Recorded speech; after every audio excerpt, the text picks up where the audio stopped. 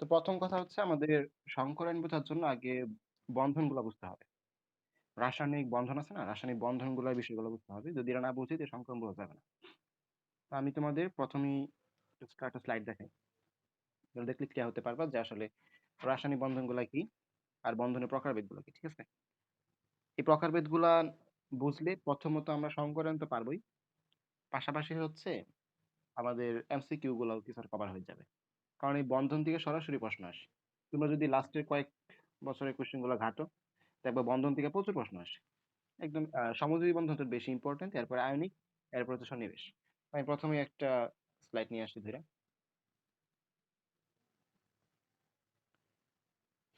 খেয়াল করলে দেখতে পাবা যে আমাদের রাসায়নিক বন্ধন আসলে কয় প্রকার। তো আমরা সবাই জানি যে বন্ধন আসলে ৩ প্রকার, ঠিক কিনা? তো ৩ প্রকারের মধ্যে আছে হচ্ছে আমাদের আয়নিক বন্ধন, সমযোজী বন্ধন, সন্নিবেশ বন্ধন। তো আচ্ছা একটু খেয়াল করো, কি বলতেছিলাম যে আমাদের বন্ধন হচ্ছে ৩ প্রকার। ৩ প্রকারের মধ্যে হচ্ছে আয়নিক বন্ধন, সমযোজী বন্ধন আর হচ্ছে সন্নিবেশ বন্ধন। তো এগুলো প্রত্যেকটা ব্যাখ্যা আমরা জানি, কিন্তু আমরা চেষ্টা করবো একটু স্লাইডে স্লাইডে পড়ার জন্য, কারণ আজকে অনেকগুলো স্লাইড রাখছি তো এই জন্য। তো খেয়াল করো আমাদের আয়নিক বন্ধন জিনিসটা কি। ছোটবেলা থেকে পড়ে আসতেছো, ইলেকট্রন আদান প্রদানের মাধ্যমে যে বন্ধন তার নাম হচ্ছে আয়নিক বন্ধন। ইলেকট্রন আদান প্রদান এই কথাটা মাথায় রাখতে হবে যে একজন ইলেকট্রন দিবে একজন ইলেকট্রন নিবে। তো ইলেকট্রন আদান প্রদানের মাধ্যমে যে বন্ধন তার নাম হচ্ছে আয়নিক বন্ধন। আচ্ছা, ভালো কথা। এরপরে এই বন্ধনটা মূলত ঘটে কাদের মধ্যে? আমরা তো জানি যে মূলত পর্যায় সারণীর যে ১১৮টা মৌল, এদেরকে আমরা ৩টা ভাগে ভাগ করছিলাম। একটা হচ্ছে ধাতু, একটা হচ্ছে অধাতু, আর একটা হচ্ছে অপধাতু। তোমাদের প্রতি আমার একটা প্রশ্ন, যে বলো তো অধাতু কয়টা? একটু বলো যে অধাতু কয়টা?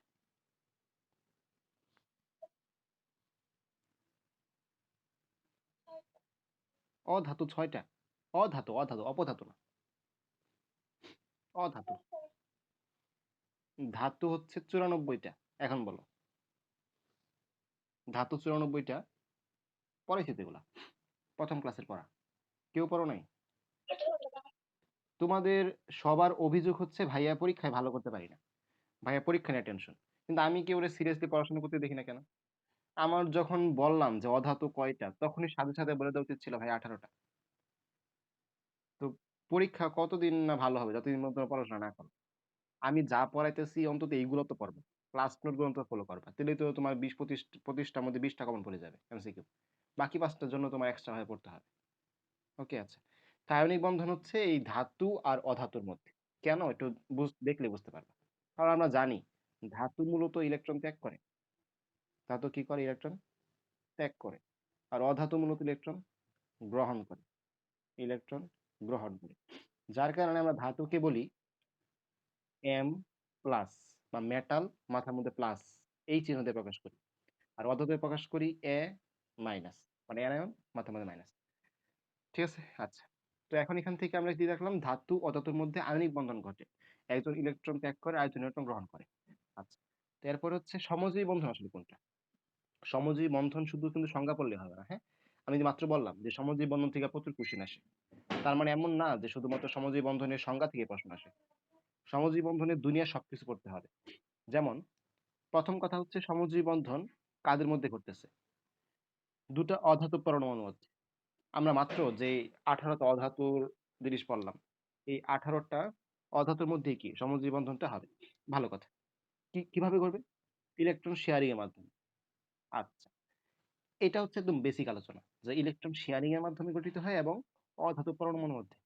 এটা ইদানিং আসছে, আমার ইয়ারে আসছে আর আমার ইয়ারের আগের বছর আসছে, এই দুইটা কোশ্চেন, যে কাদের মধ্যে হয় এবং কিভাবে হয়। কিন্তু একটা জিনিস যা এখনো আসে নাই, সেটা হচ্ছে, মানে রিসেন্টলি আসে নাই, সমযোজী বন্ধনের প্রকারভেদ।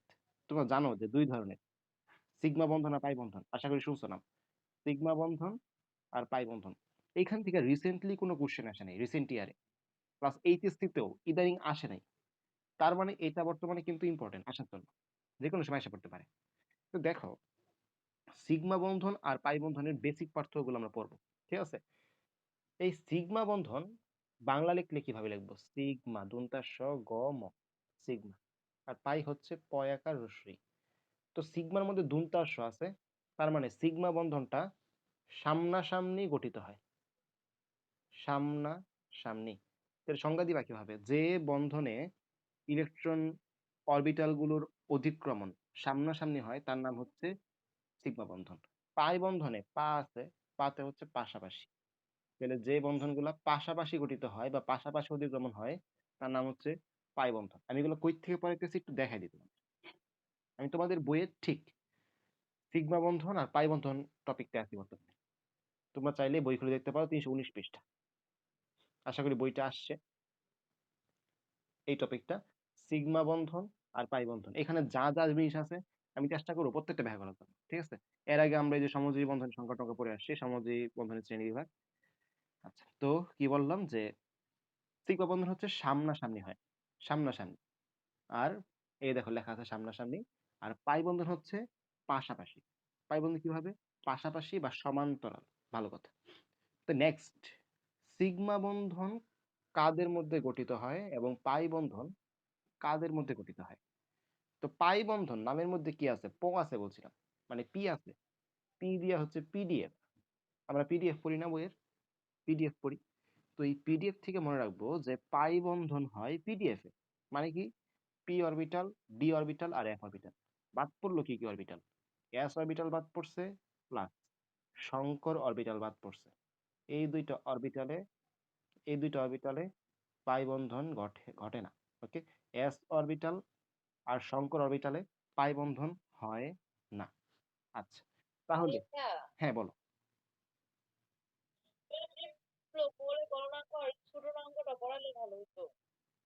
ও আচ্ছা, ওইগুলো আমি আপাতত তোমার জন্য অফ রাখছি। ওইগুলো কি মানে তোমরা পর্যাবৃত্ত ধর্ম কি একদম, আচ্ছা পর্যাবৃত্ত ধর্ম কি একদমই পারো না? ওইগুলো তো সহজ টপিক, এগুলো আমি ছাড়ে দিয়ে আসছি। সংকলন টপিকটা কঠিনের মধ্যে প্লাস আসে বেশি, এই জন্য এটা পড়াতে চাইছিলাম। মানে জটিল যৌগ, রঙিন যৌগ এগুলো কিন্তু নিজে পড়লেই পারা যায়। প্লাস যদি পর্যাবৃত্ত ধর্ম যেগুলা, এগুলোর মধ্যে কিন্তু বোঝানোর জিনিস খুবই কম। এই জন্য ওইগুলো স্কিপ করে আসছি। এগুলোর মধ্যে বোঝানোর জিনিস বেশি, এই জন্য এটার মধ্যে আসছে না। তোমরা যদি বলো, আচ্ছা হ্যাঁ, গণনাঙ্ক স্ফুটনাঙ্ক দিয়ে আসে, আমি বলি কি কি আসে। তোমার গণনাঙ্ক স্ফুটনাঙ্ক দেয় ঘতে, আর গতে দেয় তোমার ওই যে আয়নিক, আহ আয়নিক কি কয়টা দূর ভুলে গেলাম, তড়িৎ ঋণাত্মকতা, তারপর হচ্ছে তোমার এই মানে এই টাইপের যেগুলা ধর্ম আছে ওইখান থেকে প্রশ্ন করে। তো ওইগুলো কিন্তু তুমি নিজে পড়ে বুঝতে পারবা, এই জন্য আমি ওইখানে যেমন তেমন যাই নাই। তোমার গণনাঙ্ক স্ফুটনাঙ্ক কিভাবে আপডেট হয় দেখবে, একটা ছক আছে, ওই ছক থেকে দেখে তুমি বুঝতে পারবা। কিন্তু এই যে সংকরায়ন যে জিনিসগুলা, এগুলো তুমি নিজে বুঝে পারবা না, কিন্তু এখান থেকে প্রশ্ন আসবেই। এই জন্য আগে ধরছিলাম। তোমাদের যদি ওইটা ইম্পর্টেন্ট হয় বা যদি স্যাররা বলে থাকে, তাহলে মোটামুটি হবে কালকে ক্লাস নেই, কালকে সকালে ক্লাস নেই এটার উপরে। ওকে। ধাতুর, ধাতুর সংকর হচ্ছে তোমার ওই যে ছোটবেলা পড়ছো না যে আহ পিউটার জগের নাম শুনছো? পরিবেশ রসায়ন চ্যাপ্টারে দেখাইছিলাম মনে হয়, পিউটার জগ। তারপর হচ্ছে তোমার মানে মোট কথা একটা যৌগের মধ্যে দুইটা ধাতু আছে, এগুলো আবার ধাতুর সংকর। তুমি পরিবেশ রসায়ন চ্যাপ্টারটা সবার লাস্টের পেজে দেখবা। পিউটার জগ হচ্ছে একটা ধাতুর সংকর।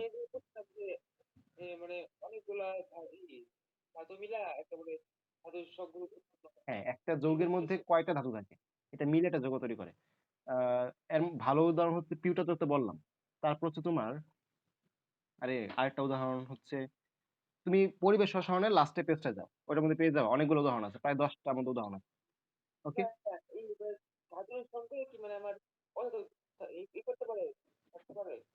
না, ধাতুর সংকর তো ধাতু নিয়ে গঠিত, শুধু ধাতু, শুধু ধাতু। নামই তো ধাতুর সংকর।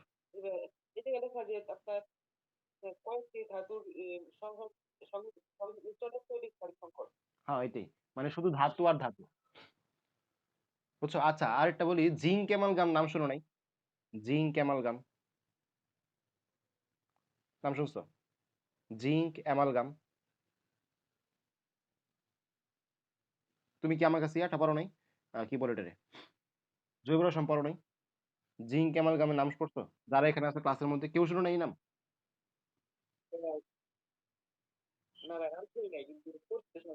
জৈব রসায়ন তো পড়াইছি। আচ্ছা জিঙ্ক, আচ্ছা, তো এই যে জিঙ্ক অ্যামালগাম হচ্ছে একটা ধাতুর সংকর। জিঙ্ক অ্যামালগাম হচ্ছে একটা ধাতুর সংকর। এইখানে জিঙ্ক কি ধাতু নাকি অধাতু? ধাতু। মার্কারি কি তরল ধাতু না? ধাতু কিন্তু কেমন? তরল। আর জিঙ্ক কি? এই জিঙ্ক হচ্ছে কঠিন। তাহলে এই ধাতুর সংকরকে বলা হয় তরল প্লাস কঠিন ধাতুর সংকর। কোয়েশ্চেন আসে কিভাবে জানো? নিচের কোনটি তরল ও কঠিনের সংমিশ্রণে সংকর ধাতু বা সংকর ধাতুর সংকর?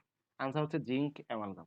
পরিবেশ রসায়নের লাস্টের পেজ। যারা জানতে চাও পরিবেশ রসায়নের ঠিক লাস্টের পেজটায় আছে। আচ্ছা, তো এখান থেকে আমাদের এটা জানলা যে ধাতু সংকরটা কি? এখানে জিঙ্ক অ্যামালগাম ধাতুর সংকর। আমরা পরিবেশ জৈব রসায়নে পড়ছিলাম। তো আমরা আবার আগে পড়ায় ফেরত আসি। আর তোমাদের যে পদার্থবিদ ধর্ম যে প্রবলেমটা বললাম যে ভাইয়া কলেজে স্যাররা বলতে দিবে এটা আমি কালকে পড়াই দিই। আজকে যেহেতু ধরছি এটা শুরু করি। আচ্ছা, কারণ আমি লেকচারটা সাজায় রাখছি। এই যে অনেকগুলো স্লাইড নিয়ে রাখছি অলরেডি পড়ানোর জন্য। তো দেখো পিডিএফ থেকে আমরা কি দেখলাম যে পাই বন্ধন শুধুমাত্র পিডিএফ এ ঘটে। কিন্তু সিগমা বন্ধন সব অরবিটালেই ঘটে। সব অরবিটালেই ঘটে।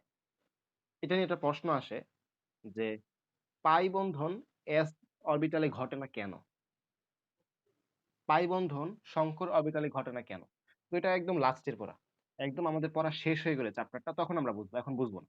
আর এখানে অনেক কঠিন ওয়ার্ড আছে, হ্যাঁ? এই ওয়ার্ড গুলো বোঝার জন্য তোমার আরো বেসিক দরকার। তো ওইটা আমি এখন যাব না। আপাতত শুধু মাথায় রাখো যে পাই বন্ধন ঘটে পিডিএফ এ শেষ। আচ্ছা। নেক্সট আমরা তো সিগমা বন্ধন আর পাই বন্ধনের নাম শুনলাম। এদের মধ্যে কে শক্ত, কে নরম? মানে কে বেশি শক্তিশালী আর কে কম শক্তিশালী? তো সিগমার নামটা যদি খেয়াল করো, সিগমা নামের মধ্যে এস আছে। এস তে হচ্ছে স্ট্রং, এস তে হচ্ছে স্ট্রং। তাহলে সিগমা বন্ধন হচ্ছে স্ট্রং আর পাই বন্ধন হচ্ছে দুর্বল। তাহলে সিগমা বন্ধন হচ্ছে সবল, পাই বন্ধন কেমন? দুর্বল। ওকে। আচ্ছা, তো তোমরা সিএইচ ট্রিপল বন্ড সিএইচ এই যৌগটা ছিল না? এই যৌগের নাম কি? এই যৌগের নাম কি বলতো? ইথাইন বা এসিটিলিন। এসিটিলিন বেশি বলবা, ইথাইন কম বলবা, কারণ ইথাইন সবাই জানে। এসিটিলিন বলবা। ওকে। আচ্ছা, তো দেখো এই বন্ধন যদি আমি একটু বড় করে লিখি তাহলে এর মধ্যে মাঝখানের বন্ধনটা হচ্ছে সিগমা বন্ধন, উপরের দুইটা উপরটা নিচের হচ্ছে পাই। কথা ঠিক কিনা? মাঝখানে সিগমা, উপরে পাই, নিচে পাই। কথা ঠিক কিনা? যদি আমি বলি CH2 ডাবল বন্ড CH2 তাহলে একটা সিগমা আর একটা পাই। যদি আমি বলি CH3 বন্ড CH3 তাহলে এটা কি? সিগমা। এগুলো সবাই বুঝো না? এখন পর্যন্ত যা বললাম এই তিনটা উদাহরণ বুঝো কিনা? আচ্ছা, তাহলে একটা জিনিস খেয়াল করো তো, সিগমা বন্ধন একা একা গঠিত হতে পারে, বাট পাই বন্ধন একা একা গঠিত হতে পারে না। কথা ঠিক কিনা? পাই বন্ধন গঠিত হওয়ার জন্য সিগমা বন্ধন অবশ্যই গঠিত হতে হবে, প্লাস একটা যৌগে সর্বোচ্চ দুইটা পাই বন্ধন থাকতে পারে। ঠিক কিনা? ঠিক কিনা? এই জিনিসগুলো বুঝছো? এখন যদি তোমার একটা যৌগ দিয়া বলে যে CH3 bond CH double bond CH তারপর হচ্ছে বন্ড CH3 এই যৌগে কয়টা সিগমা আর কয়টা পাই আছে বের করতে পারবা না? পরীক্ষায় আসে এগুলো, কলেজের এক্সাম এগুলো দিয়ে দেয় যে এই যৌগে কয়টা সিগমা কয়টা পাই। অপশন দেখো, এখানে কার্বন একটা হাইড্রোজেন, তিনটা হাইড্রোজেন, বন্ড সি একটা হাইড্রোজেন, ডাবল বন্ড কার্বন একটা হাইড্রোজেন, বন্ড সি একটা হাইড্রোজেন, একটা হাইড্রোজেন, একটা হাইড্রোজেন, নিচে এখানে একটা টু হবে। আচ্ছা, এখানে একটা হাইড্রোজেন। তো খেয়াল করো প্রত্যেকটা এক বন্ধন কিন্তু কি? আচ্ছা, প্রত্যেকটা একক বন্ধন কি? সিগমা। তো 11টা হয় মনে হয় না? তাহলে 1 2 3 4 5 6 7 8 9 10 11। তাহলে 11 হচ্ছে আমাদের সিগমা, পাই হচ্ছে 1। এই যে এটা হচ্ছে পাই বন্ধন। ঠিক আছে? তো 11 1 এরকম অপশন থাকবে। 11 1 12 1 11 2 এমন থাকবে। ওকে? তো তুমি এইভাবে কোশ্চেন কিন্তু পরীক্ষায় পাবা। তখন তোমার এইভাবে আনসার করতে হবে। আচ্ছা, গেল। এটা থেকে গেল। তো আমরা দেখলাম যে পাই বন্ধন সর্বোচ্চ 2টা। একটা যৌগে সর্বোচ্চ 2টা। 2টা একটা বন্ধনের মধ্যে। তারপরে হচ্ছে আ পাই বন্ধন একা একা গঠিত পারে না। একা একা হতে পারে না। একা হতে পারে না। বা সিগমা বন্ধন কিন্তু কি পারে। ওকে? আচ্ছা। তো এগুলা গেল, দেখি আমাদের কোনো কিছু বাদ পড়লো কিনা। বই থেকে আমরা দেখি যে s ও p অরবিটাল সিগমা বন্ধন গঠন করে আমরা দেখলাম। সব সব অরবিটালে কি সিগমা বন্ধন গঠন করে? সামনাসামনি অতিক্রমণ হয়, দেখলাম। আচ্ছা।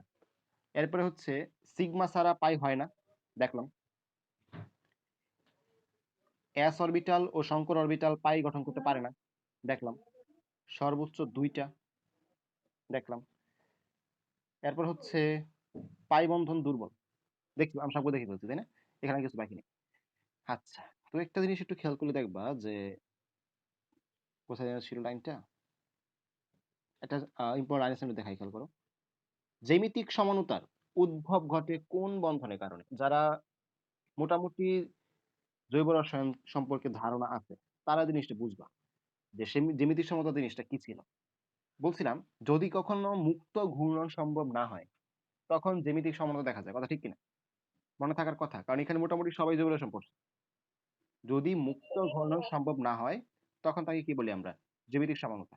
তো পাই বন্ধনে কিন্তু মুক্ত ঘূর্ণন সম্ভব হয় না, আটকায় যায়। এই জন্য প্রশ্ন আসতে পারে যে জ্যামিতিক সমানুতার উদ্ভব ঘটে কোনটির কারণে? আনসার হচ্ছে পাই বন্ধন। আচ্ছা, গেল। এরপরে এই পৃষ্ঠায় দেখতে পারো যে দুটি পরমাণুর মধ্যে ত্রিবন্ধন থাকলে একটা সিগমা দুইটা পাই, দ্বিবন্ধন থাকলে একটা সিগমা একটা পাই। এটাকে দেখলাম, দেখে আসি আমরা। তো এখানে দুইটা কোশ্চেন আসে, কিন্তু এই কোশ্চেন গুলো আমরা এখন না, পরে পড়বো, অধ্যায় শেষে পড়বো। ওকে। আচ্ছা। তো আমাদের মোটামুটি পাই বন্ধন আর সিগমা বন্ধনের বেসিক এই পর্যন্ত। এর বেশি আর কিছু লাগবে না, এর বেশি আর কিছু লাগবে না। তো আমরা তো সংকরণে প্রবেশ করি। হ্যাঁ, তো সংকরণ হচ্ছে আলু ভর্তা, আর কিছু না। আমরা আলু ভর্তা খাই না? সংকরণ হচ্ছে আলু ভর্তা। কিভাবে একটু খেয়াল করো। ধরো তিনজন বন্ধু, আবুল, কাবুল আর হচ্ছে বল্টু। ঠিক আছে? তিন বন্ধু বাজারে গেছে বাজার করতে।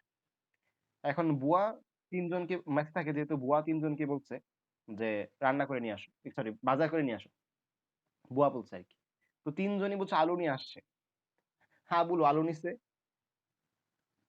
কাবুল আলু নিছে, বল্টু কি আলুই নিছে।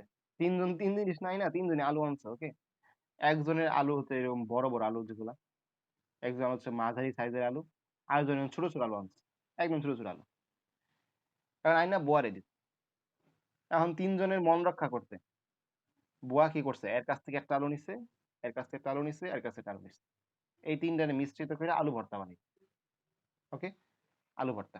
এখন খেয়াল করো, এই আলু ভর্তা যে খেতে দিবে, আবুলও খাবে, কাবুলও খাবে, বল্টুও খাবে। খেয়াল করো তো। এখন বল্টু ছোট আলু আনছে দেখা, তারে কি তুমি আলু ভর্তা কম দিবা?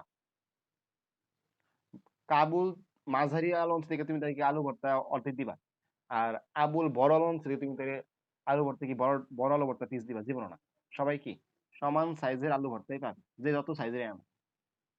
তো এটা হচ্ছে আমাদের সেই আলু ভর্তা, আর এটা হচ্ছে আমাদের সেই বিভিন্ন সাইজের আলু, বিভিন্ন সাইজের আলু।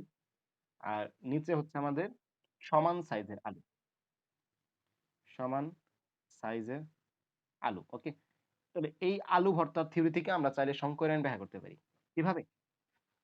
কোন একটা কক্ষপথ যদি আমি একটু ব্যাখ্যা করি, সাপোজ কার্বন ইলেকট্রন বিন্যাস হচ্ছে 1s2 2s2 2p2।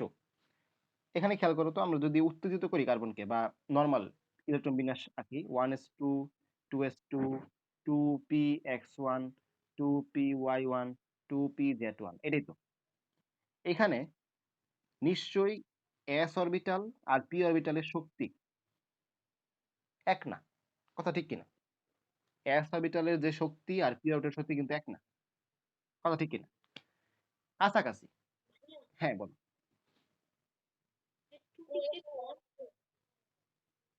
2p, বুঝি নাই। 1s2 2s2, ও আচ্ছা, সরি, এখানে জিরো হবে না, এখানে জিরো হবে। 2pz0 হবে। ঠিক আছে, এটা ঠিক আছে। 2pz0 হবে। উত্তেজিত করি নাই এখনো, উত্তেজিত করলে পরে 2s1 হবে। উত্তেজিত করলে পরে, এখন উত্তেজিত করি নাই, নরমাল, একদম নরমাল সেন্সে। ওকে। আচ্ছা। তো খেয়াল করো, কি বলতেছিলাম যে এই s অরবিটাল আর p অরবিটাল গুলোর শক্তি কিন্তু এক না, কিন্তু কাছাকাছি। কেন কাছাকাছি একটু খেয়াল করো।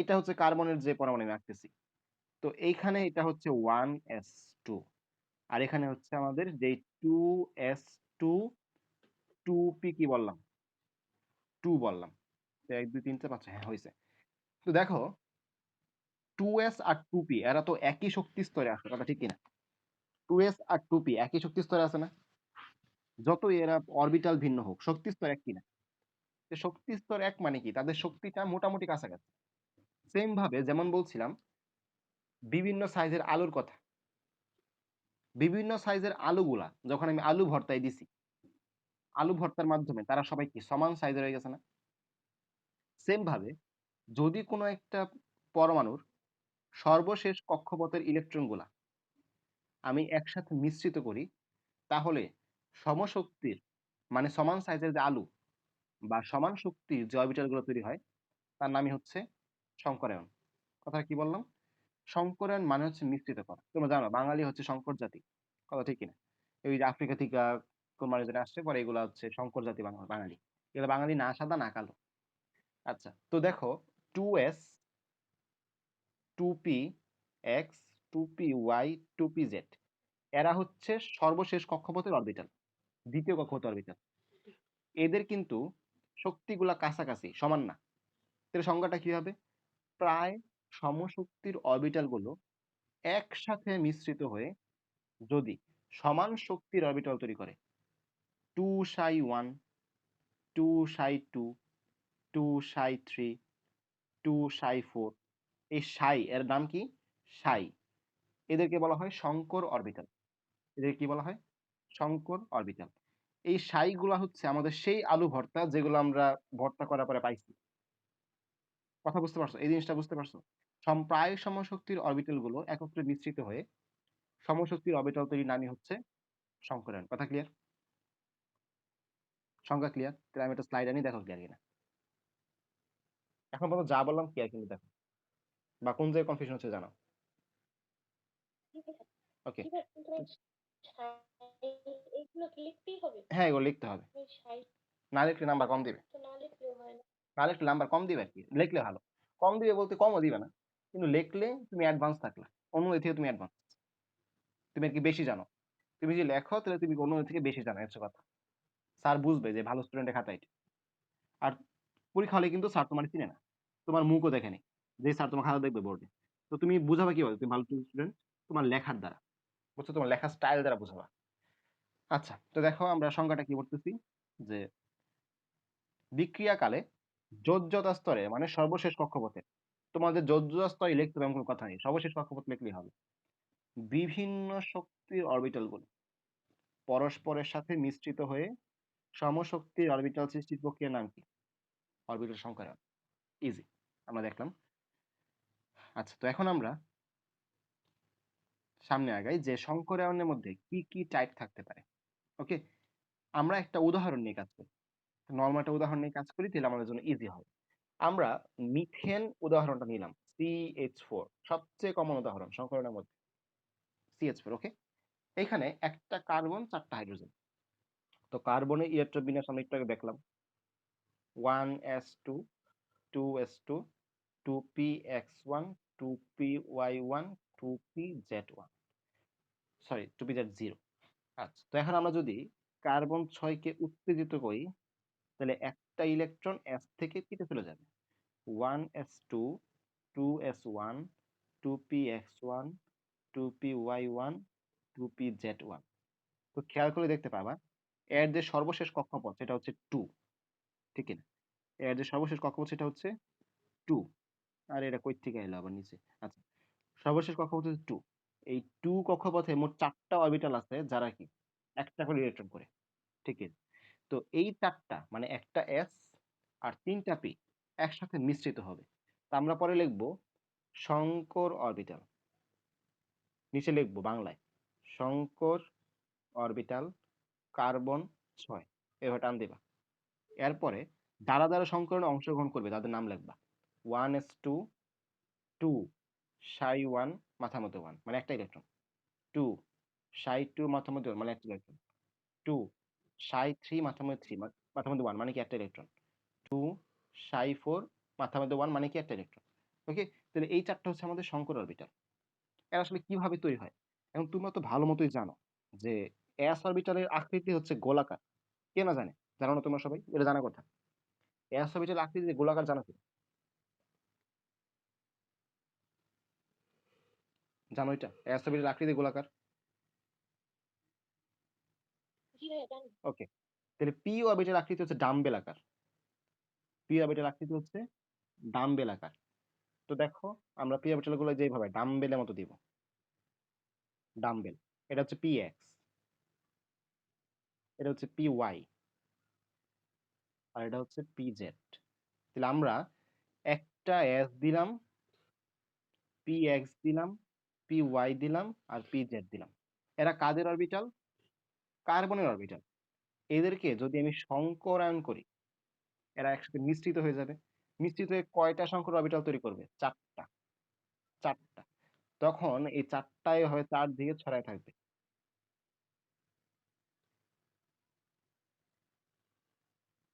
কথা ঠিক আছে? আর এর যেই, এখন এখানে দেখো, পি এর যে ডাম্বল গুলা ছিল না, এগুলা বিপরীত দিয়ে ছড়ায় থাকবে। ভিতরে ছোটগুলো না দিলেও হবে, বাট দিলে ভালো, সমস্যা নেই। তো খেয়াল করো, এই যে গঠন আমরা মাত্র যেটা বললাম, এই গঠনটা এমন ভাবে থাকে যাতে প্রত্যেকটার মাঝে দূরত্বটা সমান থাকে, কৌণিক দূরত্বটা সমান থাকে। আর এই গঠনটাকে বলা হয় চতুস্তলকীয় গঠন। চতুস্তলকীয় গঠন, এই গঠনটা এমন ভাবে তৈরি হয় যাতে কি প্রত্যেকটা সমান দূরত্ব থাকে। এর নাম কি? চতুস্তলকীয় গঠন। তো এই গঠনের কোণটা হচ্ছে 109.5 ডিগ্রি। 109.5 ডিগ্রি। আর এইখানে চারটা হাইড্রোজেন আসবে, চারটা হাইড্রোজেন। এখন তোমরা বলতে পারো হাইড্রোজেন একটা গোল দিলাম কেন? কে বলতে পারবো হাইড্রোজেনের এখানে গোল দিলাম কেন?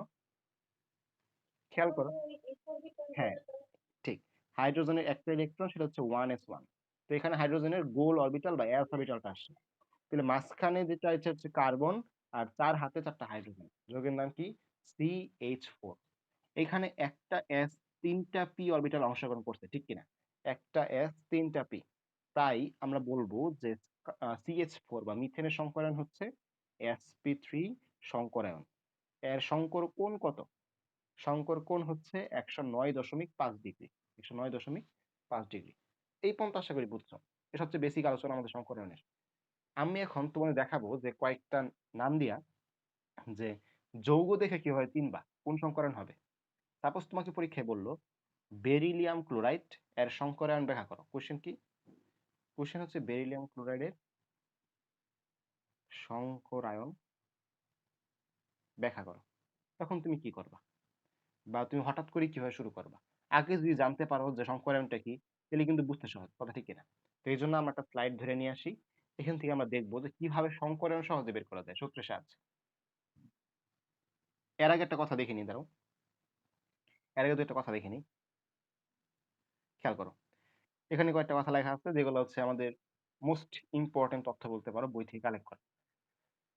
শঙ্কর অরবিটালের মধ্যে, শঙ্কর অরবিটালের মধ্যে একটু ফোকাস করি।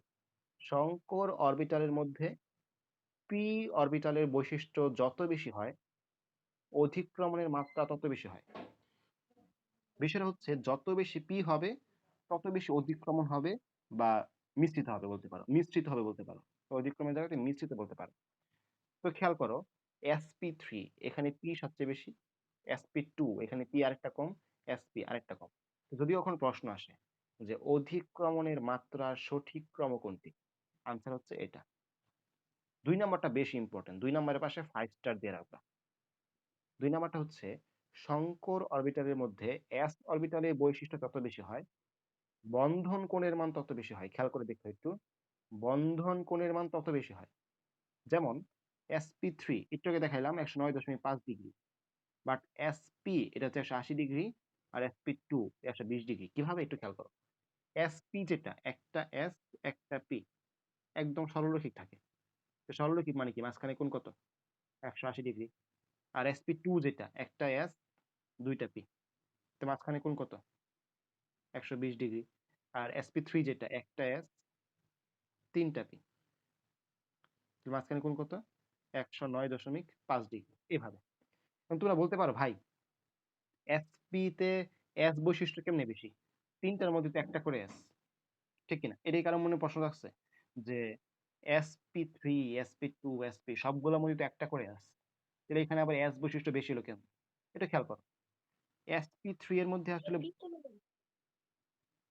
আচ্ছা একটু খেয়াল করো। হ্যাঁ, ঠিক আছে। তাহলে sp3 এর মধ্যে এখানে s হচ্ছে 25%, s হচ্ছে 25% আর p হচ্ছে 75%। তো ধরো শতাংশ কি বলে শতকরা নাকি একটা শতাংশ হিসাব করতো তোমরা, একটা s আর হচ্ছে 3টা p, মোট হচ্ছে 4টা। 4টা মিলে যদি 100% হয় তাহলে একটার জন্য 25%। সেম ভাবে যদি sp2 বলো, sp2 যদি বলো, sp2 এর ক্ষেত্রে হচ্ছে একটা s, 2টা p, মানে মোট 3টা, তাহলে একজনের জন্য 33%। তাহলে s হচ্ছে 33%, পার্সেন্ট ডিগ্রি লিখে রেখেছে, পার্সেন্ট হবে, সরি পার্সেন্ট হবে। s হচ্ছে 33%, p হচ্ছে 66.66%, আর এটা হচ্ছে যদি 33.33%। আর যদি SP বলি, এখানে s হচ্ছে 50% আর p হচ্ছে 50%। কথা ক্লিয়ার? তাহলে আমরা বুঝতে পারলাম SP এর মধ্যে s এর বৈশিষ্ট্য সবচেয়ে বেশি। কোশ্চেন কিন্তু আসে এখান থেকে, নিচের কোনটিতে s এর বৈশিষ্ট্য সবচেয়ে বেশি? SP তে বন্ধন কোণ কত? SP2 তে বন্ধন কোণ কত? SP SP আচ্ছা SP3 এর মধ্যে 4টা p দিয়ে লিখছি না, আচ্ছা সরি। SP3 তে বন্ধন কোণ কত?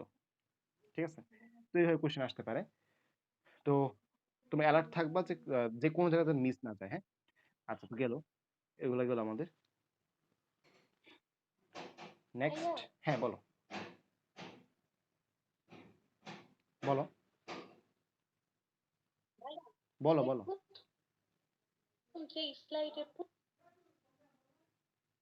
বুঝি নাই।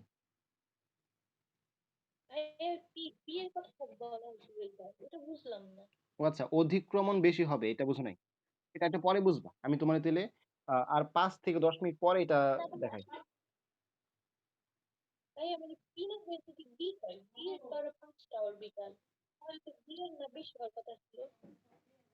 ও এটা তো এদের মধ্যে তুলনা, SP3, SP2 আর SP তিনদের মধ্যে তুলনা, ওইগুলো আসবে না, ওইগুলোর সাথে এটা মিল নেই। ওকে, আচ্ছা তো দেখো, আমরা এখন শর্ট ট্রিক দেখবো কিভাবে সংকরায়ন বের করতে হয়। শর্ট ট্রিক দিয়ে দেখবো যে কিভাবে সংকরায়ন বের করতে হয়। যেমন এখানে কতগুলো যোগের নাম দেখো লেখা আছে, এই সবগুলা যোগ আমরা দেখবো যে কিভাবে সংকরায়ন বের করতে হয়। ওকে, আচ্ছা তো দেখো, প্রথম কথা হচ্ছে আমরা মিথেন নিয়ে আলোচনা করি। 1 নাম্বার, একটু আগে দেখলাম CH4, এর মধ্যে তোমরা বলো যে কার্বনের শেষ কক্ষপথে ইলেকট্রন কয়টা? কার্বনের শেষ কক্ষপথে ইলেকট্রন কয়টা? 4টা। 4টা। হাইড্রোজেন কয়টা আছে? 4টা। হাইড্রোজেন কি একযোজি নাকি দ্বিযোজি? মানে যোজনী কত? একযোজি। আচ্ছা, তো সংজ্ঞাটা একটু ভালো, সূত্রটা ভালো মতো খেয়াল করো। প্রথমে থাকবে হাফ ইনটু কেন্দ্রীয় মৌলের সর্বশেষ কক্ষপথের ইলেকট্রন। কেন্দ্রীয় মৌলের সর্বশেষ কক্ষপথের ইলেকট্রন প্লাস হবে সাথে যে একযোজি পরমাণু আছে, একযোজি পরমাণুর সংখ্যা, একযোজি পরমাণুর সংখ্যা। এটাই হবে আমাদের আনসার। একটু খেয়াল করো, হাফ ইনটু কার্বনের হচ্ছে 4, হাইড্রোজেন হচ্ছে 4টা, তাহলে আনসার আসে হচ্ছে 4। এখন 4-এর জন্য সংকরায়ন কত? একটু খেয়াল করে দেখতে পাবা, sp3 এখানে হচ্ছে 4টা, sp2 এখানে হচ্ছে 3টা, একটা s 2টা p, এখানে একটা s 3টা p, sp এখানে কয়টা? 2টা, sp3d এখানে কয়টা? 5টা, sp3d2 এখানে কয়টা?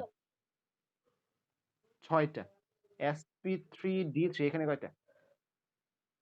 7টা। বুঝতে পারছো? যদি 7 হয় আনসার হচ্ছে এটা, 6 হইলে আনসার হচ্ছে এটা, 5 হইলে এটা, 4 হলে এটা, এইভাবে যাবে। কথা ঠিক আছে? তো 4 যেহেতু আসছে, আনসার কি? sp3। কথা ক্লিয়ার? কথা ক্লিয়ার? এই পর্যন্ত ক্লিয়ার? এটা বুঝতে পারছো মিথেন? যদি এটা বুঝো আমরা একটা করে উদাহরণ নিব। তাহলে আমরা 39 বাজে, তোমরা এখনই জয়েন করো, ব্রেক দরকার নেই আজকে, এখনই জয়েন করো, এই লিঙ্কটাতে আবার জয়েন। আমরা এখন কার্বন টেট্রাক্লোরাইড যেটা CCl4 এটা দেখি। CCl4 এর ক্ষেত্রে কেমন, সেম হবে CCl4। এখানে কার্বনের শেষ কক্ষপথ আছে হচ্ছে 4টা, ক্লোরিন আছে 4টা, আনসার হয় 4, 4 এর জন্য হচ্ছে sp3। ঠিক। 3 নাম্বার আমরা দেখবো হচ্ছে NH4। NH4 ছিল নাকি NH3 ছিল? NH4 বলতে কিছু নাই, NH3 হবে, সরি, NH3 হবে। অ্যামোনিয়ার ক্ষেত্রে হাফ ইন্টু নাইট্রোজেনের শেষ কক্ষপথে হচ্ছে 5টা, হাইড্রোজেন আছে হচ্ছে 3টা, যেহেতু একযোজি, আনসার হয় 4, 4 এর জন্য sp3 গেল। এরপরে BH BH4 তো হয় না, BH3 হবে, sorry BF3, BF3 half into বোরনের শেষ কক্ষপথে কয়টা বলতো? বোরনের শেষ কক্ষপথে কয়টা কি বলতে পারবা? 3টা না? 3টা, 3টা না 4টা? 3টা।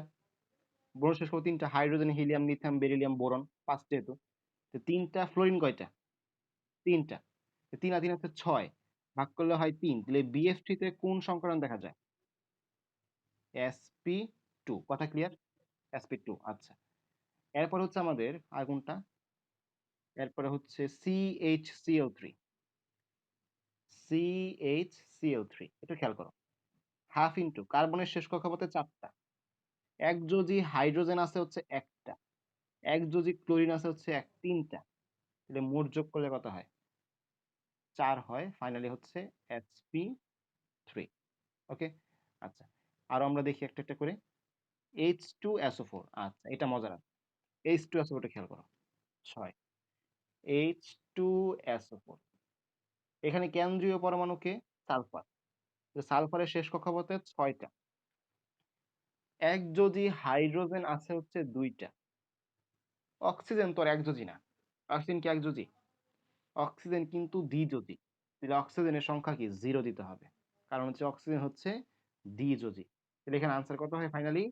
4, 4 এর জন্য sp3। কথা ক্লিয়ার? এই জিনিসটা ক্লিয়ার, একটু স্পেশাল প্রবলেম ছিল, এই জিনিসটা ক্লিয়ার কেন অক্সিজেনের জন্য 0 দিছি, বুঝলা? এটা ক্লিয়ার, এটা ক্লিয়ার, এটা ক্লিয়ার, এটা ক্লিয়ার, এটা clear. POCl3, phosphorus oxychloride, POCl3 7 number. এখানে ফসফরাস যেহেতু শেষ কক্ষপথে হচ্ছে 5, ক্লোরিন একযোজি আছে হচ্ছে 3টা, অক্সিজেন দ্বিযোজি, তাহলে আনসার কত? 0, তাহলে 4 হয় sp3। ওকে, এরকম ভাবে যে কয়টা আছে আমি মোটামুটি সবগুলো দেখাই দিই। এরপর আছে হচ্ছে আহ আচ্ছা PH4i, এটা আমরা লাস্টে দেখি। হ্যাঁ, এখানে মনে হয় একটু ঝামেলা আছে, এখানে মনে হয় আয়নটা দেয় নাই। PH4i এর মধ্যে আয়নটা মনে হয় দেয় নাই। ওকে, আচ্ছা, তো দেখো BCl3 BF3 একই রকম, দুইটা সেম, এটা আমরা দেখবো না, আমি অ্যালুমিনিয়াম ক্লোরাইড দেখি, LCl3, aluminium chloride 8 number, LCl3, অ্যালুমিনিয়ামের শেষ কক্ষপথ হচ্ছে 3টা, ক্লোরিন হচ্ছে 3টা, তাহলে আনসার হয় 3, sp2। আচ্ছা, এরপরে আমরা তো ওই যে ফরমালিনের নাম শুনছি, CH2O, সরি CH, আচ্ছা ফরমালিনের সংকেত আমি বলে গেলাম, CHOH, CH, আমি তো ভুলে গেলাম ফরমালিনের সংকেত কি, HCHO, সরি HCHO, আমি নিজে বলি। আচ্ছা, এটাই CH2O বা HCHO একই কথা, HCH2O, এটাই HCHO আর CH2 একই কথা। তো এটার মধ্যে কেন্দ্রীয় পরমাণু কে? কার্বন, তাহলে হাফ ইন্টু কার্বনের হচ্ছে 4টা, একযোজি পরমাণু আছে হচ্ছে 2টা, আর অক্সিজেন তো দ্বিযোজি, তে প্লাস হচ্ছে 0। ওকে, তাহলে sp2 হবে, যেহেতু কত আসছে? 3 আসছে। তাহলে এইভাবে আমরা মোটামুটি এইগুলা করতে পারি, আর আরো কঠিন আছে, SF6 আছে, আমরা SF6 টা দেখি, এটার পরে আমরা একটু আয়নের ক্ষেত্রে যাব। SF6, সালফারের শেষ কক্ষপথে 6টা, ফ্লোরিন আছে 6টা, তাহলে আনসার হয় 6, 6 এর জন্য কত sp3d2। ওকে, তাহলে আমরা এখন আয়ন গুলা দেখি, এগুলো তো নরমাল। আয়নের ক্ষেত্রে কি করব বলো?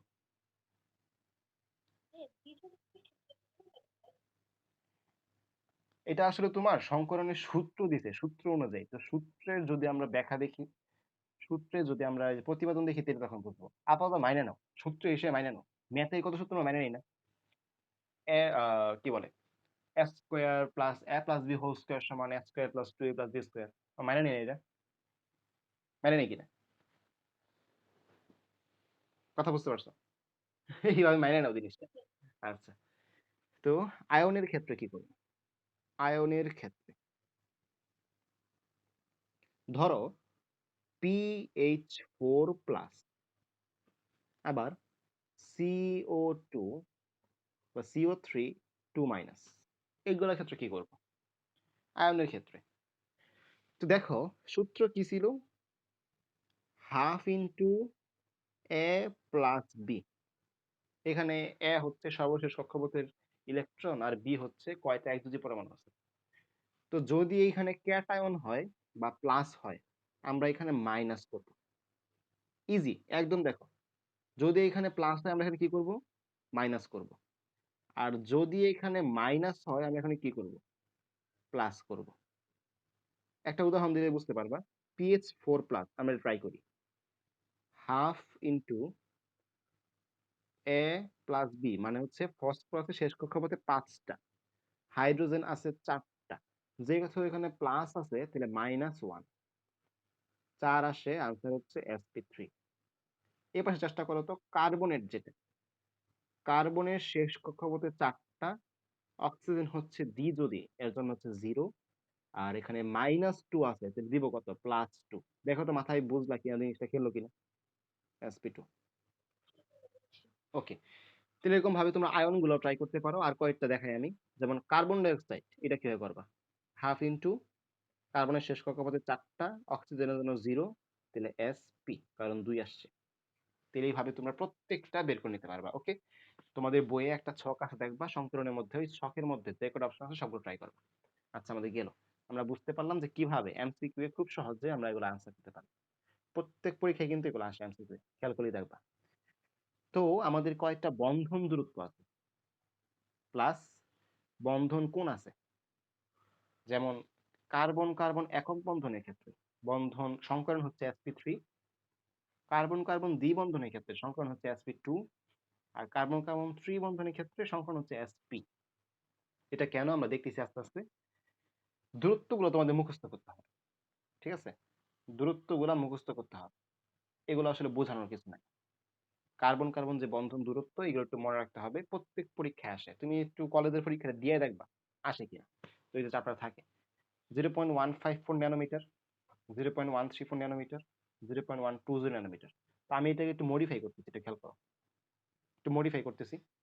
তোমরা জানো বেনজিন, এখানে কি আছে? দ্বিবন্ধন আছে না? আছে কিনা বেনজিনে? তো কথা হচ্ছে বেনজিনে কার্বন কার্বন দূরত্ব কত, বা কার্বন কার্বন দ্বিবন্ধন দূরত্ব কত? আনসার কিন্তু 0.134 না। কথা বুঝতে পারছো? একটু আগে আমরা দেখলাম যে কার্বন কার্বন দ্বিবন্ধনের দূরত্ব হচ্ছে 0.134, কিন্তু এখানে এটা না। এখানে আনসার কত? 0.139 ন্যানোমিটার, 0.139 ন্যানোমিটার। ওকে, এটা একটু মাথায় রাখতে হবে তোমাদের, 0.139 ন্যানোমিটার। তাহলে আমরা একটু সাজাই। কার্বন কার্বন একক বন্ধন হচ্ছে 0.154, সবচেয়ে বেশি। তারপরে হচ্ছে আমাদের বেনজিন, বেনজিনে কত? 0.139। তারপরে হচ্ছে কার্বন কার্বন দ্বিবন্ধন 0.134। তারপর হচ্ছে কার্বন কার্বন ত্রিবন্ধন 0.120। মানে যতই বন্ধন বাড়তেছে চাপায় আসতেছে। ওকে, আচ্ছা গেল। নেক্সট, আমরা দেখলাম মাত্র যে কার্বন কার্বন যদি একক বন্ধন থাকে তাকে আমরা বলতেছি sp3 সংকরায়ন। এগুলা কেন? এগুলো একটু দেখে আমরা ঘাটাঘাটি করি। কার্বন কার্বন একক বন্ধন থাকলে sp3 কেন? কার্বনের একটু আগে আমরা ইলেকট্রোমিনাস দেখলাম না? উত্তেজিত অবস্থায় একবার লিখে ফেলি, 1s2 2s1 2px1 2p y1 2pz1। আচ্ছা, যদি এর অরবিটাল চিত্র আঁকি, এই শেষ কক্ষপথের এগুলো যে অরবিটাল চিত্র, শঙ্কর অরবিটাল, দেখতে জানি কেমন ছিল? একবার এঁকে ফেলতেছি কারণ এগুলো আগে দেখাইছি একটু আগে। এমন ছিল না দেখতে? হ্যাঁ বা না? ছিল কিনা? আচ্ছা, তাহলে পাশাপাশি ২ টা কার্বন যদি আমি রাখি, এই যে এই জিনিসটা যে আমি দেখাইলাম একটু আগে। তো আমি যদি এটাকে একটু এইভাবে লিখি, যে কোনো কি অন্যায় করে ফেলছি দেখো তো? অন্যায় তো করিনি। সেম ভাবে এটা হচ্ছে একটা কার্বন, এটা হচ্ছে একটা কার্বন, আরেকটা কার্বন আমি এভাবে লিখলাম।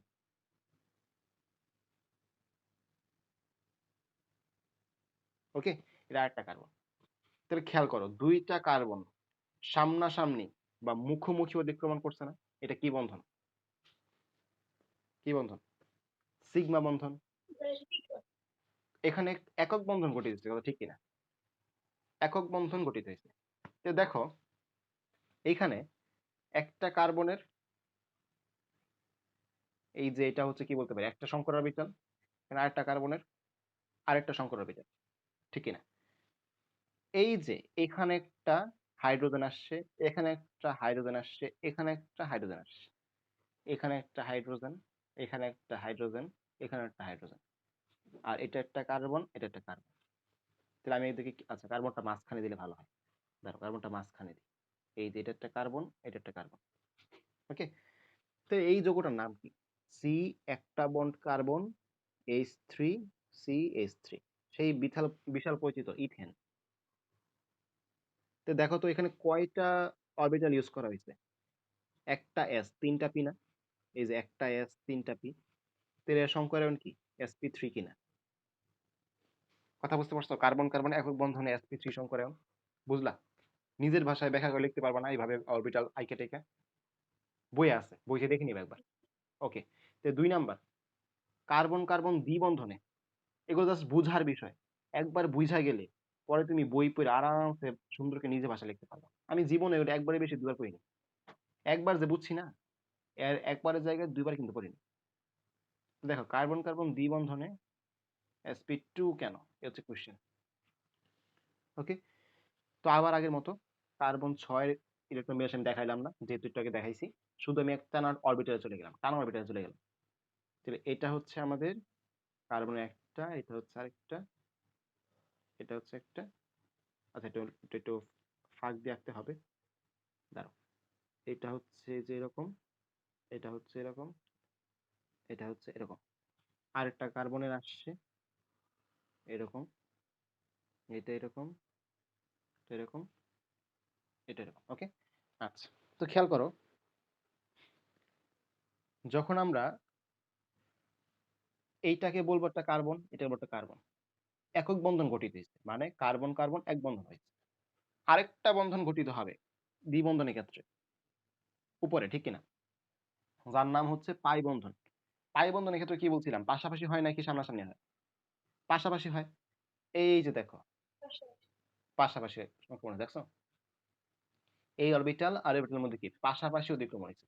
বইয়ের মধ্যে দেখবা এই জিনিসটা লেখা আছে, কিন্তু ভালো মন্দ ব্যাখ্যা করা নাই যে কেমনে কি। কথা বুঝতে পারছো? আর এখানে একটা হাইড্রোজেন আসবে, এখানে একটা হাইড্রোজেন আসবে। কথা বুঝতে পারছো? তাহলে কি হইলো আমাদের? আহ আমি কি অরবিটাল কম দিলাম নাকি একটা? একটা একটা এক বন্ধন, তাহলে হচ্ছে CH2 হওয়ার কথা, আরেকটা অরবিটাল কই গেল? একটা দুইটা তিনটা, একটা দুইটা তিনটা চারটা। আচ্ছা অরবিটাল কি আমি কম দিলাম? দাঁড়াও আমি একটু বই থেকে দেখে আসি তো আমি কি অরবিটাল কম দিলাম কিনা। আমাদের এগুলো মূলত এই যে দেখবা এখানে লেখা আছে যে কার্বনের sp2 সংকরায়ন, আমি এটা দেখাচ্ছিলাম এখন মাত্র। তা আমি কি অরবিটাল কম দিলাম কিনা? বইয়ের এটা ব্যাখ্যা করি। দেখছো বই ভালো মতো ব্যাখ্যা করেই নাই, জাস্ট এই যে একটা ব্যাখ্যা করছে, sp3 এরটা ব্যাখ্যা করছে, sp2 এরটা ভালোভাবে ব্যাখ্যা করেও নাই। কই এটা, কই কই কই, এই দুইটার মধ্যে পাই বন্ধন হয়েছে। আচ্ছা, তাহলে এখানে একটা দুইটা তিনটা চারটা। ও আচ্ছা হ্যাঁ, বুঝতে পারছি আমি কোন জায়গায় মিস্টেক করছি।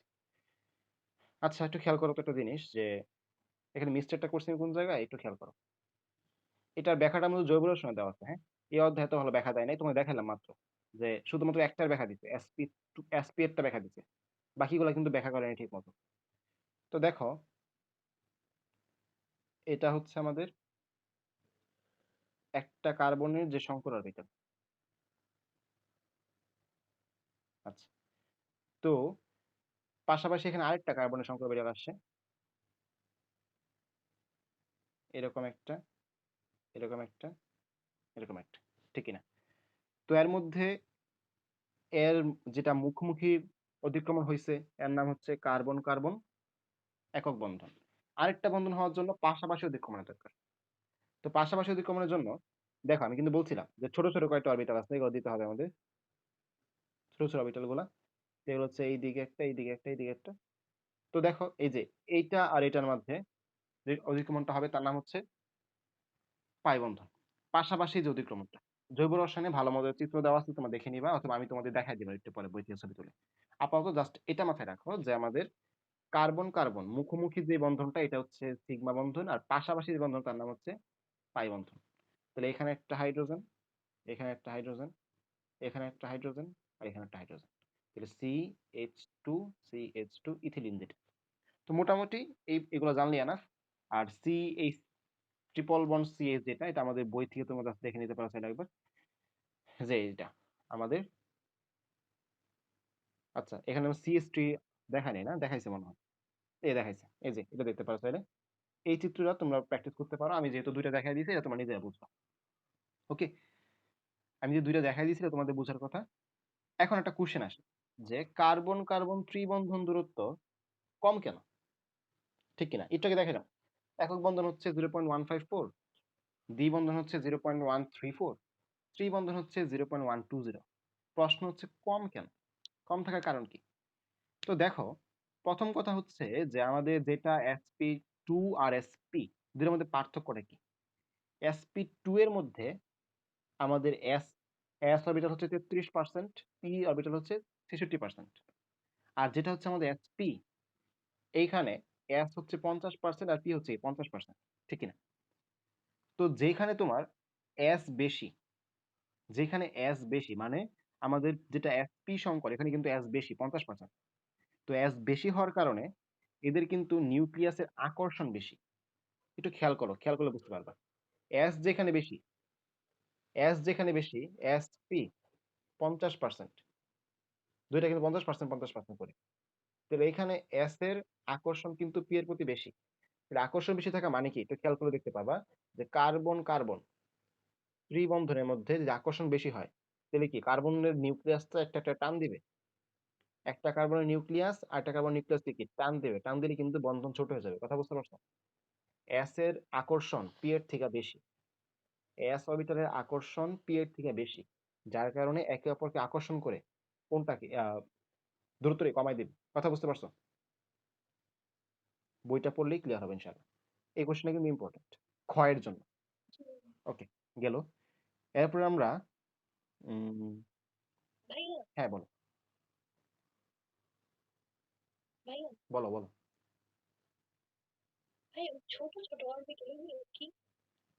ছোট ছোট অরবিটাল, আচ্ছা বিষয় হচ্ছে একটু খেয়াল করো যে আমাদের প্রথমে কি ছিল, একটা এস, তিনটা পি, একটা এস, আরে দূর কি আঁকতেছি, একটা এস, তিনটা পি, এই যে এটা, এটা, এটা। তো দেখো আমরা যখন এগুলো ফাইনালি একটা রূপ দিছি, কেমন দিছিলাম, এরকম একটা, এরকম একটা, এরকম একটা, এরকম একটা, ঠিক না? তো এইটা ধরো একটা ডাম্বেল, এইটা ধরো আরেকটা ডাম্বেল, এটা ধরো আরেকটা ডাম্বেল, আর এই যে এইটা আসছে ধরো এস থিটা।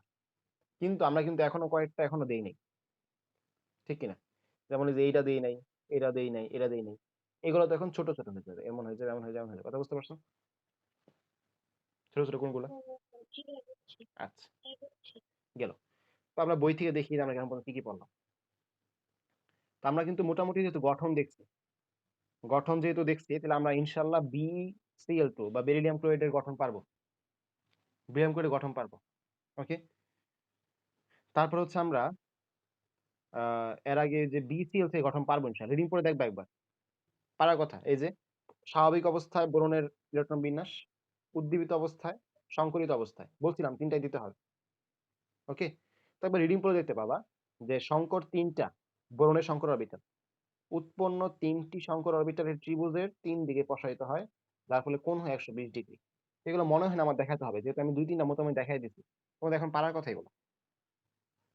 কথা বুঝতে পারছো? আর আমি তোমাদের যখন CH4 দেখাই, ওইখানে হাইড্রোজেন গোলা দেখাইছিলাম, গোলাকার। আর এখানে ক্লোরিনটা দেখো ডাম্বেল আকৃতি, খেয়াল করছো? কারণ ক্লোরিনের কোন অরবিটাল? 2pz orbital. কথা বুঝতে পারছো? হাইড্রোজেনের ছিল 1s অরবিটাল। আচ্ছা, তো আশা করি ক্লিয়ার এই পর্যন্ত। এরপরে আমরা একটু রিডিং দেখি, বইতে রিডিং দেখি যে বই কি লেখা আছে।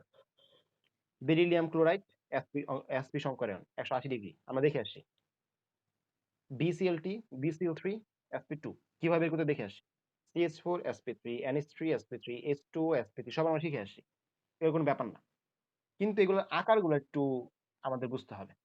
আকারগুলা যে সরল রৈখিক, সমতলীয় ত্রিভুজাকার, চতুস্তলকীয়, পিরামিড আকৃতি, আর হচ্ছে ভি আকৃতির। তো এগুলা বুঝতে হলে আমাদের নতুন একটা টপিক পড়তে হবে, যার নাম হচ্ছে, আচ্ছা তোমার ছকের কথা বলছিলাম না, এটা ছকে দুনিয়ার সব নাম আছে। এই যে এই ছকটা, এখানে দেখো অনেক যৌগ আছে, অনেক যৌগ। এই যৌগগুলা বাসায় বসে বসে দেখবা প্রত্যেকটা বের করতে পারতেছো কিনা। কথা বুঝছো? এই ছকের কথা বলছিলাম একটু আগে। এই ছকে যেই মৌলগুলো আছে, যৌগগুলো আছে, প্রত্যেকটার বের করবা। কথা ক্লিয়ার? এই যৌগটার কথা বুঝতে পারছো? ছকের কথা। ওকে। এরপরে আমাদের যেটা শিখতে হবে এটা হচ্ছে একটা আহ কি বলে নিঃসঙ্গ ইলেকট্রনের ক্ষেত্রে ভ্যাসপার তত্ত্ব। ভ্যাসপার তত্ত্ব যদি আমরা না বুঝি, তাহলে আমরা কয়েকটা কোশ্চেন আনসার করতে পারবো না। যেমন কোশ্চেন গুলো কি আমি তোমার স্লাইড থেকে দেখাই। যেমন যৌগের আকৃতি বললাম না একটু আগে, যে পানির আকৃতি ভি আকৃতির, অ্যামোনিয়ার আকৃতি পিরামিডের মতো, তারপর হচ্ছে তোমার মিথেনের আকৃতি চতুস্তলকীয়। তো আকৃতিগুলো বোঝার জন্য আমাদের কি দরকার? ভ্যাসপার তত্ত্ব দরকার। ভ্যাসপার তত্ত্ব বোঝার জন্য আমি তোমাদের একটা স্লাইড নিয়ে আসি।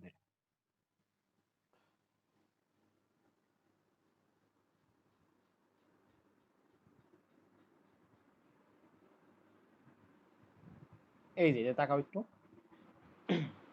যে লন পেয়ার যারা আছে, লন পেয়ার কারা? মুক্ত জোর ইলেকট্রন। লন পেয়ার মানে কি? মুক্ত জোর ইলেকট্রন। লন পেয়ার ইলেকট্রন গুলা একে অপরকে বিকর্ষণ করে। মানে কি? এই যে দেখো ঝগড়া করতেছে, খেয়াল করছো?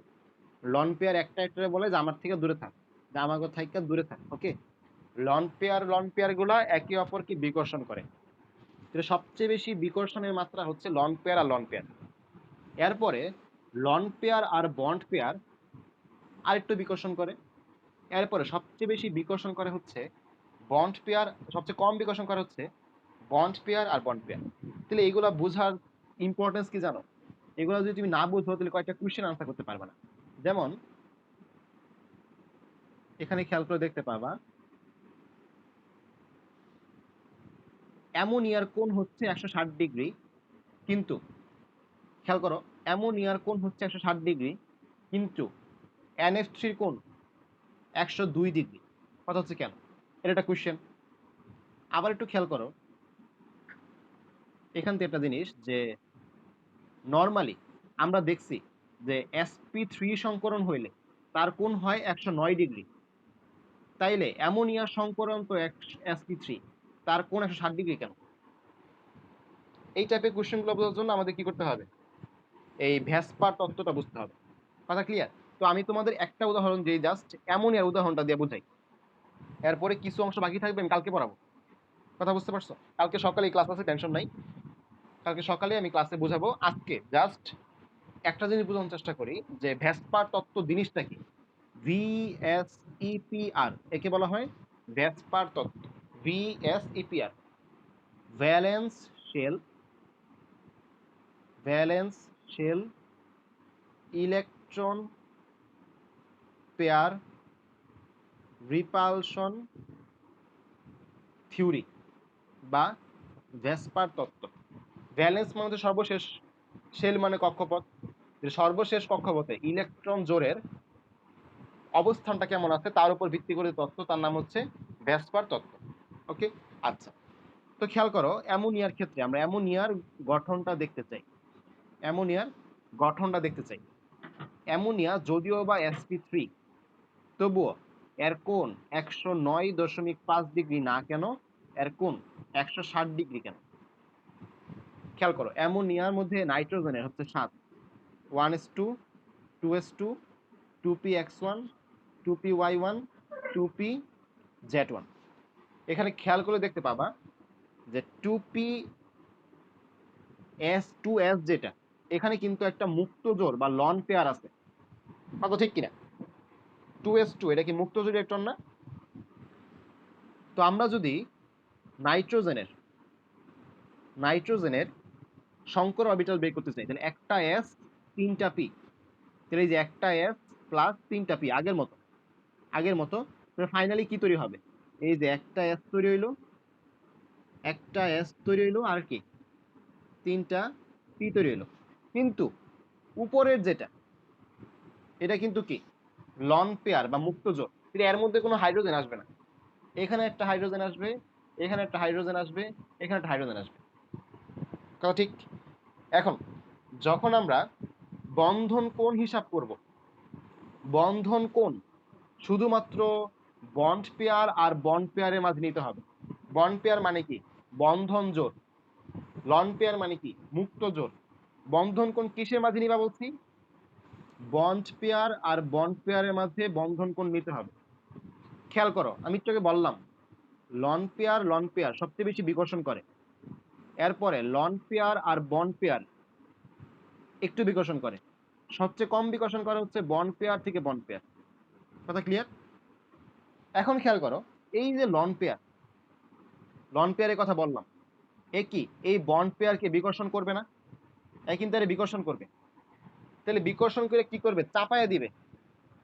একটু খেয়াল করো মিথেনের ক্ষেত্রে কি বলছিলাম, এই কোণটা হচ্ছে 109.5 ডিগ্রি। কিন্তু অ্যামোনিয়ার মধ্যে পার্থক্যটা হচ্ছে এইখানে একটা লন পেয়ার আছে। এই লন পেয়ার কি করবে? বন্ড পেয়ারকে চাপ দিয়া চাপ দিয়ে কি করবে? কোণটা কমায় দিয়ে 160 ডিগ্রি বানায় ফেলবে। কথা বুঝতে পারছো? এই জিনিসটা বুঝলা? জানো সেটা?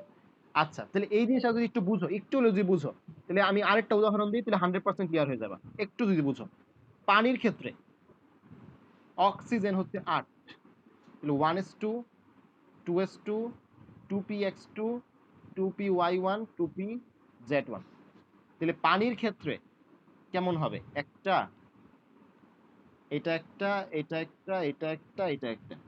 এই দুইটার মধ্যে মুক্ত জোড় ইলেকট্রন আছে। কেমনে? এই যে 2s2 এর মধ্যে মুক্ত জোড়, 2px2 এর মধ্যে মুক্ত জোড়। ঠিক?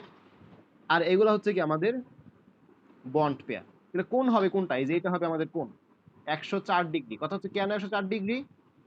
কারণ এই যে লন পেয়ার, এই যে লন পেয়ার পরস্পরকে তো বিকর্ষণ করবেই, পাশাপাশি এরা কি এই বন্ড পেয়ার গুলারও বিকর্ষণ করবে। বিকর্ষণ কইরা একদম চাপায় দিবে।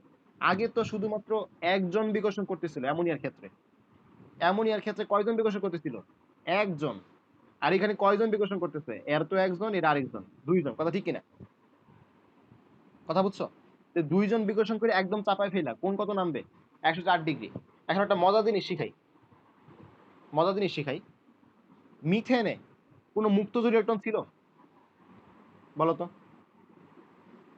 No lone pair. তখন আনসার ছিল 109.5 ডিগ্রি। অ্যামোনিয়াতে একটা মুক্তজোড়ী ইলেকট্রন। কথা ঠিক কিনা? একটা। কোন হয়ে গেছে 160 ডিগ্রি। পানিতে দুইটা মুক্তজোড়ী ইলেকট্রন। কোন কত হয়েছে? 104.5 ডিগ্রি। 104.5 ডিগ্রি। 4.5 ডিগ্রি। দেখো তো 109.5 থেকে 107 কত কম? 2.5 ডিগ্রি। আবার 107 থেকে 104.5 কত কম? 2.5 ডিগ্রি। কথা বুঝতে পারলা? একটা লন পেয়ার বৃদ্ধি পেলে কত ডিগ্রি কমে? 2.5 ডিগ্রি। কথা বুঝতে পারছো? একটা লন পেয়ার বাড়ার জন্য 2.5 ডিগ্রি কমে। শেষ। তাহলে আজকে এই পর্যন্ত পড়ো। আমরা আজকে কি কি পড়লাম? যে অ্যামোনিয়া sp3 সংকরণ হলেও 160 ডিগ্রি কেন? তারপরে ভেসপার তত্ত্বটা কি লেখা দিই, VSEPR। ভেসপার তত্ত্ব জিনিসটা কি? সংকরণে একদম বেসিক, কার্বন কার্বন দ্বিবন্ধন sp2 কেন, এক বন্ধন sp3 কেন, ত্রিবন্ধন sp কেন। তারপরে মিথেনের গঠন বর্ণনা করো, অ্যামোনিয়ার গঠন বর্ণনা করো, পানির গঠন বর্ণনা করো, মানে সংকরণ দ্বারা গঠন বর্ণনা করো। তারপরে নিচের যৌগে কোন সংকরণ দেখা যায়, কোশ্চেন। কথা বুঝতে পারছো? এগুলো আমি আজকে দেখলাম। তো পরে এগুলা কালকে সকালে ইনশাল্লাহ ক্লাস আছে, সকালে ক্লাসটা আমি নিব হচ্ছে মোটামুটি 7টার দিকে। ওকে, 7টার দিকে থাকবা। ওকে, আচ্ছা আসি তাহলে। হ্যাঁ বলো। আচ্ছা এটা কালকে, এটা জন্য কালকে। NH3 মধ্যে ফ্লোরিনের তড়িৎ ঋণাত্মকতা কিন্তু NH3 হাইড্রোজেন থেকে বেশি, কথা ঠিক কিনা? তো এই তড়িৎ ঋণাত্মকতা বিষয়টি সার ফ্লোরিন ইলেকট্রন টান মেরে পড়বে। কথা বুঝছো? তো ব্যবসা আবার আছে, কালকে দেখা এটা। আচ্ছা, তা আসি। আসসালামু আলাইকুম।